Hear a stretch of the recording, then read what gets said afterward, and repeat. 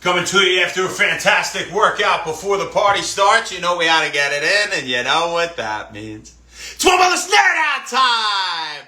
4th of July edition! Happy 4th of July, everybody. Happy Independence Day. I hope you enjoy it with a nice independent mindset, and you don't need to rely on anybody else for any happiness or anything in your life, and you can fully achieve anything you want to. Here at One Wellness, we want to send that message. We say that all the time. We want you to not rely on us, to not rely on anybody else but yourself. We're just here to help you realize that and maybe give you some fun, good information along the way, right, that you can use to improve yourself. So, having said that, today, we are... What's up, buddy? Come on, come hang out. Yeah. Today, he's got to be in every video, you know. Today, we're talking about phosphatidylserine again, and we only talked about it. You know, we talked about it briefly yesterday. We talked about how it's involved. There's a glycerophospholipid in your cell membranes, the internal portion activating enzymes, receptor molecules, right, cell signaling molecules, and ion channels, things like that. A bunch of great functions making up 13% of all phospholipids in your cerebral cortex, how it's ubiquitously found in the internal membranous portions of your neurons in the cerebral cortex. Right. So, having said that, what are the benefits? Well, we got a lot of them. Ready? The list is long. All right. So, promotes acetylcholine release. We talked about the pathway with choline, right? Choline to phosphatidylcholine to phosphatidylserine and how it is produced endogenously in the body, right? You can also get it from the diet in fish and meat, right? So, aside from the acetylcholine release, improves attention. Attention is a big one. That focus. Hey, take it easy. Thankfully, the fireworks aren't going off yet, so they're not going nuts. Hey! Attention. Improves attention. Sorry. Don't call in the middle of that. It's on Do Not Disturb, but, you know, anyway, doesn't matter. So, attention. Overall cognitive functioning. Cognitive health, right? And cognitive executive functioning, so that behavior, right? Your brain controlling behaviors that are geared towards achieving a specific goal, all right? Brain-derived neurotrophic factor production. Brain-derived we got friends that are coming here. Brain-derived neurotrophic factor production. So BDNF, brain-derived neurotrophic factor, is like fertilizer for your brain, right? So it's an absolutely fantastic thing phosphatidylserine does there, promoting BDNF production. On top of that, brain glucose metabolism. Phosphatidylserine supports brain glucose metabolism, so helping us burn that glucose for energy. We generally burn about 200 grams of glucose per day. What's up, boys? How we doing?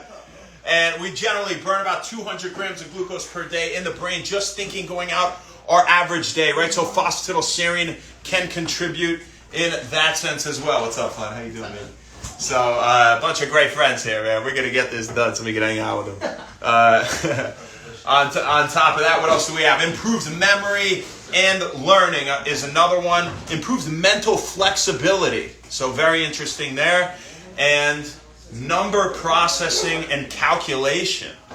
So, super fascinating. Number processing and calculation has been shown specifically to be improved with phosphatidylserine supplementation. And now when we're supplementing phosphatidylserine, again, keep in mind it's best gotten from the diet. It's best gotten from your fish and from your meat and from lecithin and white beans if you're a vegan, right? So, again, fish and meat are top, though. If you can get it from them, get it from them. We're looking for about 180-something milligrams, I believe, per day to suffice for the average person. It's anywhere from I think it's 70-something to 180. It's a wide range. And I think the average person gets somewhere around 130.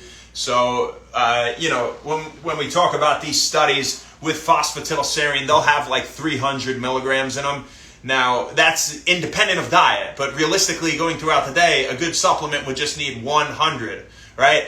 Something like that, because you supplement that with what you've eaten, it'll put you over the threshold, right? And, it's not necessarily a more is better thing. It follows a threshold dosage principle. So, like adaptogens that follow a hormetic dosage response, where more is not better, right? It's the same type of thing. Actually, there can be deleterious effects of having too much when we talk about some adaptogens, but you have that sweet spot range. And with this threshold dosage principle, we have a sweet spot range where more than that, we're increasing the benefits so slightly, it's almost nothing that, we find that hot spot and, you can basically hit a cognitive home run in a nootropic supplementation right there, right? So on top of that, phosphatidylserine affects the hypothalamic, pituitary, adrenal axis, so the HPA axis. And if you're not familiar with the HPA axis, well, we talk about the hypothalamus all the time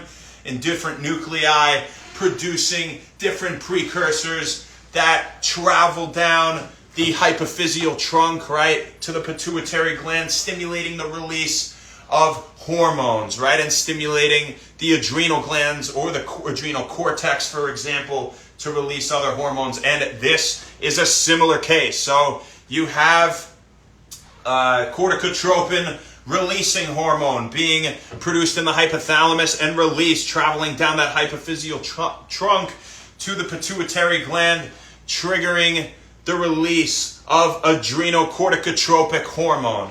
Adrenocorticotropic hormone then triggers the release of cortisol, stress hormone, from the adrenal cortex. And we know that releasing too much cortisol is no bueno, right? We don't want that stress response unless we absolutely need it for a fight or flight, necessarily sympathetic responding situation, right? Sympathetic nervous system, the sympathetic portion of the autonomic nervous system being that fight or flight, right? That parasympathetic portion being the rest digest, right? So we keep in mind that we want that parasympathetic portion turned on more of the day. And guess what, people? Phosphatidylserine inhibits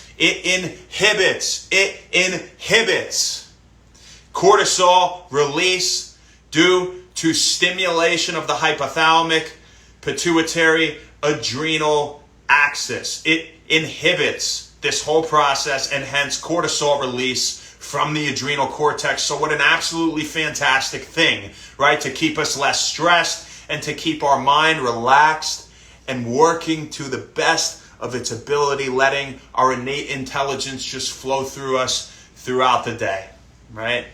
So that's another fantastic thing. It was a spiel today. You guys have a fantastic rest of your day. Now you can say you studied a little bit and you did something productive today. So go have a little bit of fun, huh? But listen up, if you're going to drink, we can't stop you. We never recommend that at When Wellness. But if you're going to go out there and be a hooligan and I can't stop you, then make sure you drink plenty of water before you do it, during and after the fact. This way you don't feel like a train wreck the next day, all right? Do yourself a favor and get some electrolytes in you too, would you? And don't forget to eat some good, healthy food.